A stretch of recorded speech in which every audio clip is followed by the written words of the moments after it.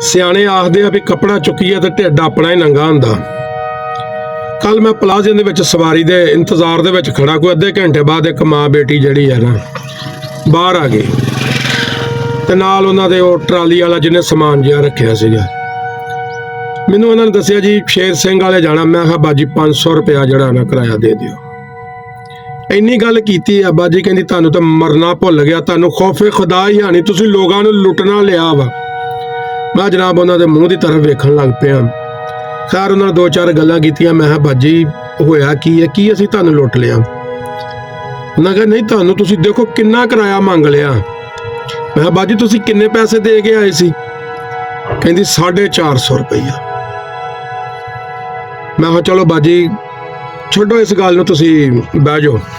ਖੈਰ ਉਹ ਜਿਹੜਾ ਰੇਹੜੀ ਵਾਲਾ ਸੀਗਾ ਉਹ ਮੁੰਡੇ ਨੇ ਸਮਾਨ ਰੱਖਿਆ ਤੇ ਉਹਦੀ ਬੇਟੀ ਉਹਦੇ ਵੱਲ ਘੂਰ ਘੂਰ ਕੇ ਨਾ ਵੇਖੀ ਜਾ ਰਹੀ ਆ। ਉਹਨੇ ਜਦੋਂ ਸਮਾਨ ਰੱਖਿਆ ਉਹਨੇ ਪਰਸ ਖੋਲਿਆ, ਖੋਲ ਕੇ 1000 ਦਾ ਨੋਟ ਕੱਢਿਆ ਤੇ ਉਸ ਮੁੰਡਾ ਜਿਹੜਾ ਸਮਾਨ ਰੱਖਣੋਂ ਰੇਹੜੀ ਟਰਾਲੀ ਵਾਲਾ ਆਇਆ ਸੀ ਉਹਨੂੰ ਦੇ ਦਿੱਤਾ। ਉਹਦੀ ਬੇਟੀ ਬੋਲੀ ਕਹਿੰਦੀ ਕਿ ਮਾਮਾ ਉਹ ਪਲਾਜ਼ੇ ਦੇ ਵਿੱਚੋਂ ਤਨਖਾਹ ਵੀ ਲੈਂਦਾ ਵਾ, ਉਹ ਉੱਥੋਂ ਲੱਗ ਕੇ ਇੱਥੋਂ ਤੱਕ ਆਇਆ ਵਾ, ਉਹਨੇ ਸਮਾਨ ਰੱਖਿਆ, ਤੁਸੀਂ ਉਹਨੂੰ 1000 ਦੇ ਦਿੱਤਾ। ਇਹਨੇ ਸਾਨੂੰ 14.5 ਕਿਲੋਮੀਟਰ ਲੈ ਕੇ ਜਾਣਾ ਵਾ ਤੇ ਤੁਸੀਂ ਅੰਕਲ ਹੋਣਾ ਨੂੰ 50 ਰੁਪਏ ਦੇ ਉੱਤੋਂ ਕਿੰਨੀਆਂ ਗੱਲਾਂ ਸੁਣਾ ਦਿੱਤੀਆਂ ਵਾ। ਤੁਸੀਂ ਚੋਰ ਡਾਕੂ ਲੁੱਟ ਮਾਰ ਉਹਨੂੰ ਕਹਿ ਦਿੱਤਾ ਵਾ। ਖੈਰ ਮੈਂ ਵੀ ਨਾ ਬੜਾ ਪਰੇਸ਼ਾਨ ਵੀ ਹੋਇਆ ਤਾਂ ਮੈਨੂੰ ਥੋੜਾ ਜਿਹਾ ਨਾ ਹੌਸਲਾ ਮਿਲ ਗਿਆ। ਮੈਂ ਕਿਹਾ ਬਾਜੀ ਆ ਜਿਹੜਾ ਸਮਾਨ ਰੱਖਿਆ ਇਮਾਨਦਾਰੀ ਨਾਲ ਦੱਸਿਓ ਕਿੰਨੇ ਦਾ ਵਾ? ਕਹਿੰਦੀ ਹੈ 1 ਲੱਖ ਪਤਾ ਨਹੀਂ 65,000 ਰੁਪਏ ਦਾ ਵਾ।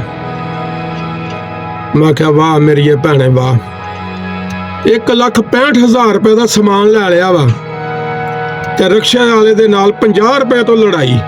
ਉਹਨੇ ਪਤਾ ਨਹੀਂ ਉੱਥੇ ਕਿਹੜੀ ਕਿਹੜੀ ਚੀਜ਼ ਦਾ ਕੀ ਰੇਟ ਲਾਤਾ ਵਾ, ਉਹ ਕੋਈ ਨਹੀਂ, ਮਗਰ ਰਿਕਸ਼ੇ ਵਾਲੇ ਦਾ ਪਤਾ ਕਿ ਇਹ ਸਾਡੇ ਕੋਲ 50 ਰੁਪਏ ਜ਼ਿਆਦਾ ਲੈ ਰਿਹਾ।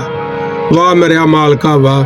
ਬਹਰਹਾਲ ਜ਼ੇਨ ਵੇਖ ਲਓ ਕਿ 2-2 2.5 ਲੱਖ ਲਾ ਆਉਣਾ ਵਾ ਤੇ ਰਿਕਸ਼ੇ ਵਾਲੇ ਦੇ ਨਾਲ 20 ਰੁਪਏ ਤੋਂ 30 ਰੁਪਏ ਤੋਂ 50 ਰੁਪਏ ਤੋਂ ਲੜਾਈ।